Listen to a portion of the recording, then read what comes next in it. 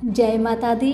मेरे सभी प्यारे दोस्तों, मैं लक्ष्मी शर्मा बड़ों को चरण स्पर्श, छोटों को प्यार और बराबर वालों को दिल से नमस्कार करती हूँ।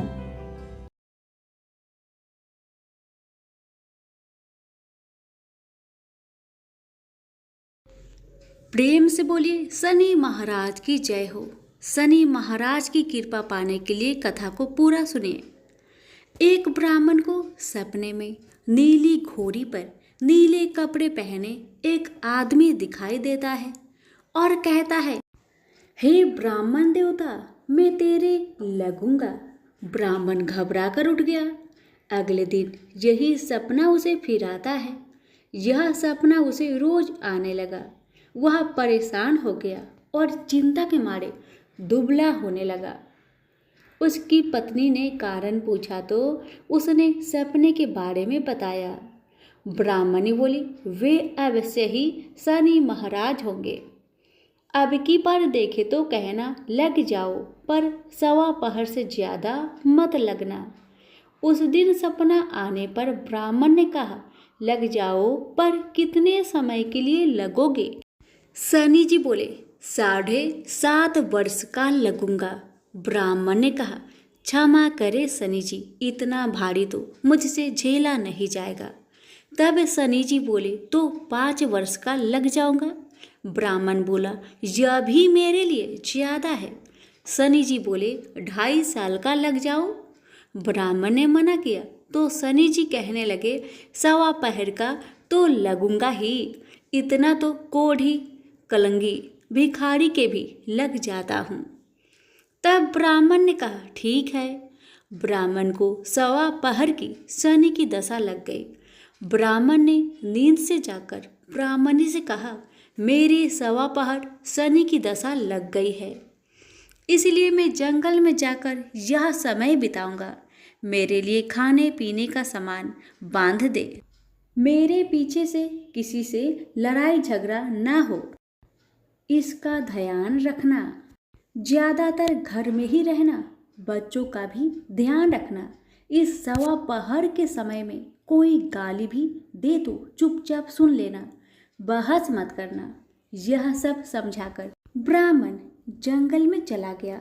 जंगल में ब्राह्मण एक पीपल के पेड़ के नीचे बैठ गया और हनुमान जी का पाठ करने लगा। एक पहर बीत गया। ब्राह्मण ने सोचा, बाकी बचा समय रास्ते में बीत जाएगा, इसलिए वहां से चल दिया।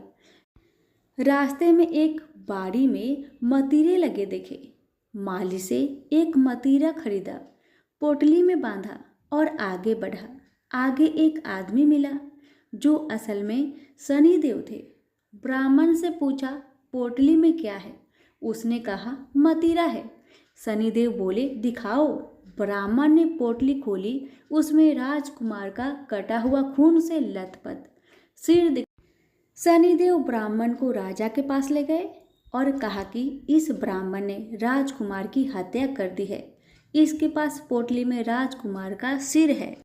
राजा ने कहा, मैं यह नहीं देख सकता, इस ब्राह्मण को सूली पर चढ़ा दो। राजा के यहाँ हाहाकार मच गया। ब्राह्मण को सूली पर चढ़ाने से पहले पूछा गया कि उसकी कोई आखिरी इच्छा हो तो बताए। ब्राह्मण ने सोचा, किसी तरह सवा पहर पूरा करना होगा। उसने कहा, वह रोज बालाजी की कथा सुनता है। मरने से पहले अंतिम बार बालाजी की कथा सुनना चाहता हूँ। ब्राह्मण को कथा सुनाने का प्रबंध किया गया। कथा कहते कहते सवा पहर पूरा हो गया। शनि की दशा टलते ही राजकुमार शिकार खेर कर लौटता हुआ दिखाई दिया। राजकुमार को आता देख राजा बहुत खुश हुआ, लेकिन उसे निर्दोष ब्राह्मण की हत्या का दोष लगने का डर सताने लगा। उसने तुरंत घुड़सवार सैनिकों को ब्राह्मण को आदर सहित ले आने के लिए भेजा। ब्राह्मण राज दरबार में आया तो राजा ने क्षमा मांगी और पोटली दिखाने के लिए कहा। पोटली खोली तो उसमें मतीरा था। राजा ने इन सब के बारे में पूछा तो ब्राह्मण ने बताया, मुझे सवा पहर की शनिचर की दशा लगी थी, इस कारण यह सब तमाशा हुआ। राजा ने पूछा, यह दशा कैसे टलती है? ब्राह्मण बोला, राजा, ये सेठ के लगे तो काला हाथी या काला घोड़ा दान करे, गरीब के लगे तो पीपल की पूजा करे। तब बोले, साचा शनिचर कहिए, जाके पाव सदा ही पड़िए। शनि की कहानी सुने, तिल का तेल और काला उड़द दान करे, काले कुत्ते को तेल से चूपर कर रोटी खिलाए तो शनिचर की दशा उतर जाती है। राजा ने उसे मदिरा वापस दे दिया। घर आकर ब्राह्मण ने मदिरा काटा तो उसके बीज की जगह हीरे मोती निकले। ब्राह्मणी ने पूछा, यह कहाँ से लाए? आप तो कह रहे थे शनि की दशा लगी है। ब्राह्मण ने कहा, जब दशा लगी थी तो यही मदिरा राजकुमार का सिर बन गया था। उतरती दशा के शनि जी निहाल कर गए। हे शनि देवता, जैसे ब्राह्मण के शनि की दशा लगी वैसे किसी के ना लगे, निहाल सबको करे। प्रेम से बोलिए, शनि महाराज की जय हो। एक समय स्वर्गलोक में सबसे बड़ा कौन कि प्रश्न पर 9 ग्रह में वाद विवाद हो गया। विवाद इतना बढ़ा कि परस्पर भयंकर युद्ध की स्थिति बन गई। निर्णय के लिए सभी देवता देवराज इंद्र के पास पहुंचे और बोले, हे देवराज, आपको निर्णय करना होगा कि हम में से सबसे बड़ा कौन है। देवताओं का प्रश्न सुनकर देवराज इंद्र उलझन में पड़ गए। इंद्र बोले, मैं इस प्रश्न का उत्तर देने में असमर्थ हूँ। हम सभी पृथ्वी लोक में उज्जैनी नगरी में राजा विक्रम आदित्य के पास चलते हैं। देवराज इंद्र सहित सभी ग्रह उज्जैनीय नगरी पहुंचे। महल में पहुंचकर जब देवताओं ने उनसे अपना प्रश्न पूछा तो राजा विक्रमादित्य भी कुछ देर के लिए परेशान हो उठे, क्योंकि सभी देवता अपनी अपनी शक्तियों के कारण महान थे। किसी को भी छोटा या बड़ा कह देने से उनके क्रोध के प्रकोप से भयंकर हानि पहुंच सकती थी। अचानक राजा विक्रमादित्य को एक उपाय सूझा और उन्होंने विभिन्न धातुओं स्वर्ण, रजत, कांसा, तांबा, सीसा, रांगा, जस्ता, अभ्रक व लोहे के 9 आसन बनवाए। धातुओं के गुणों के अनुसार सभी आसनों को एक दूसरे के पीछे रखवाकर उन्होंने देवताओं को अपने अपने सिंहासन पर बैठने को कहा। देवताओं के बैठने के बाद राजा विक्रमादित्य ने कहा, आपका निर्णय तो स्वयं हो गया। जो सबसे पहले सिंहासन पर विराजमान है वही सबसे बड़ा है। राजा विक्रमादित्य के निर्णय को सुनकर शनि देवता ने सबसे पीछे आसन पर बैठने के कारण अपने को छोटा जानकर क्रोधित होकर कहा, राजा विक्रमादित्य, तुमने मुझे सबसे पीछे बैठाकर मेरा अपमान किया है। तुम मेरी शक्तियां से परिचित नहीं हो। मैं तुम्हारा सर्वनाश कर दूंगा।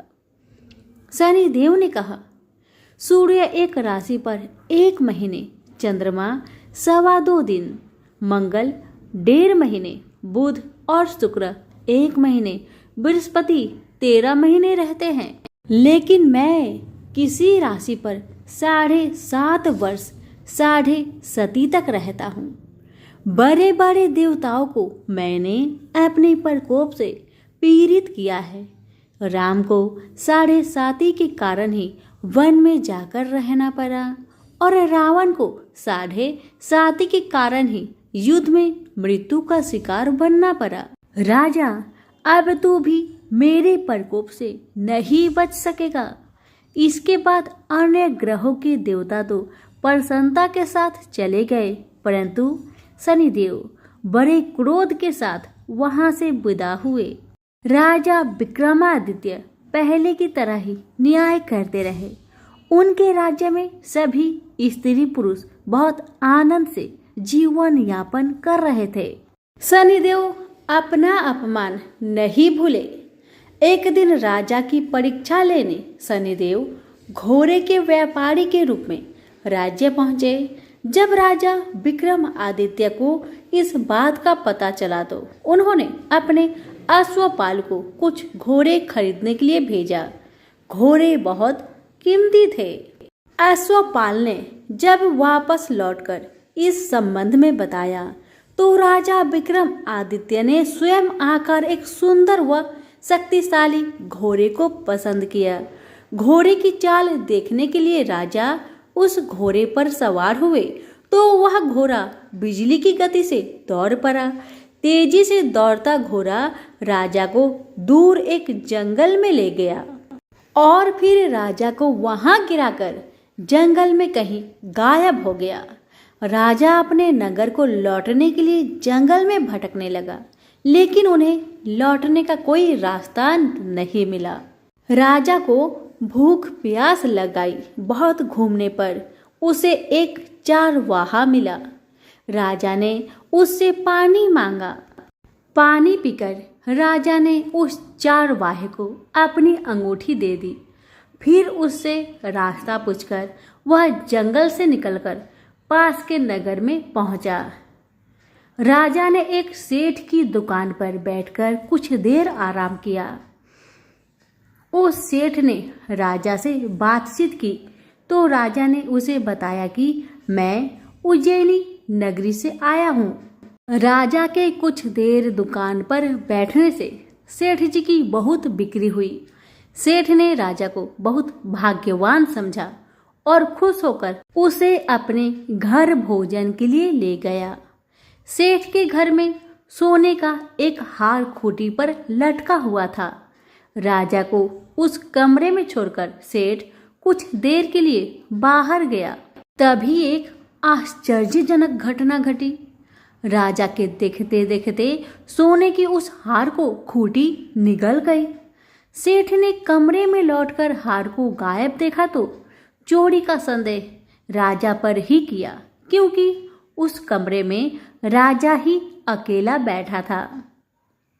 सेठ ने अपने नौकरों से कहा कि इस परदेसी को रस्सियों से बांधकर नगर के राजा के पास ले चलो। राजा ने विक्रमादित्य से हार के बारे में पूछा तो उसने बताया कि उसके देखते ही देखते खूंटी ने हार को निगल लिया था। इस पर राजा ने क्रोधित होकर चोरी करने के अपराध में विक्रमादित्य के हाथ पांव काटने का आदेश दे दिया। राजा विक्रमादित्य के हाथ पांव काटकर उसे नगर की सड़क पर छोड़ दिया गया। कुछ दिन बाद एक तेली उसे उठाकर अपने घर ले गया और उसे अपने कोल्हू पर बैठा दिया। राजा आवाज देकर बैलों को हाँकता रहता। इस तरह तेली का बैल चलता रहा और राजा को भोजन मिलता रहा। शनि के प्रकोप की 7.5 पूरी होने पर वर्षा ऋतु प्रारंभ हुई। राजा विक्रमादित्य एक रात मेघ मल्हार गा रहा था कि तभी नगर के राजा की लड़की राजकुमारी मोहिनी रथ पर सवार उस तेली के घर के पास से गुजरी। उसने मेघ मल्हार सुना तो उसे बहुत अच्छा लगा और दासी को भेजकर गाने वाले को बुला लाने को कहा। दासी ने लौटकर राजकुमारी को अपंग राजा के बारे में सब कुछ बता दिया। राजकुमारी उसके मेघ मल्हार से बहुत मोहित हुई, अतः उसने सब कुछ जानकर भी अपंग राजा से विवाह करने का निश्चय कर लिया।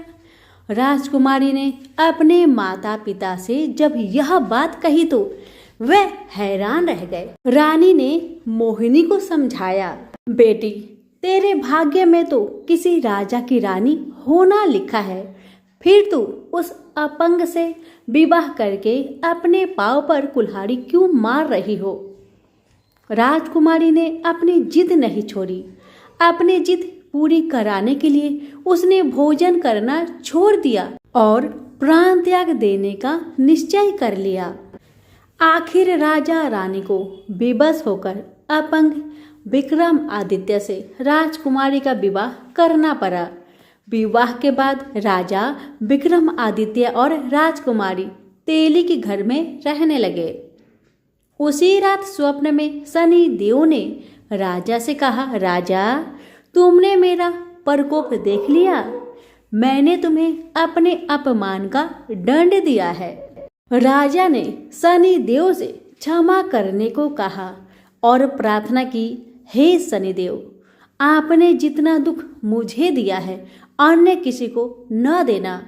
शनिदेव ने कुछ सोचकर कहा, राजा मैं तुम्हारी प्रार्थना स्वीकार करता हूँ।